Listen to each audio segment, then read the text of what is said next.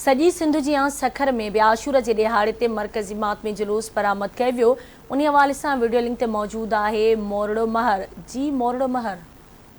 योम आशूर के दिहाड़े ते हज़रत इमाम हुसैन अलैहिस्सलाम ऐं संदसि साथियुनि जे तरफ़ां ॾिनल लाज़वाल क़ुर्बानी के भेटा पेश करण लाइ सखर समेत ज़िले के अंदर 44 मातमी जुलूस जेके आहिनि उहे बरामद थिया आहिनि ऐं 77 मजलिस अदा बर्पा कयूं वयूं आहिनि।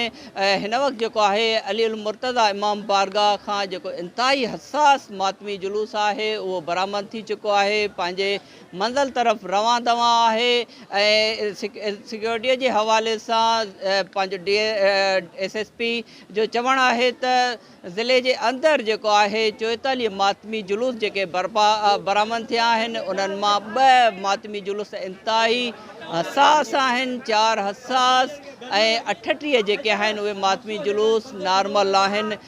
सिक्योरिटीअ जे बाबति जेको आहे चवणु आहे SSP जो त 2200 जेके पुलिस अहलकार आहिनि उहे 44 मातमी जुलूसनि ऐं मजलिस अज़ा 77 जेके आहिनि उन जे सिक्योरिटीअ लाइ मुक़ररु कया विया आहिनि। 400 खां वधीक रेंजर्स जवान उहे बि पंहिंजा फ़र्ज़ अंजाम ॾियनि पिया ऐं 3 जेके पाक आर्मीअ जूं कंपनियूं आहिनि उहे उन्हनि खे स्टैंड बाय रखियो वियो।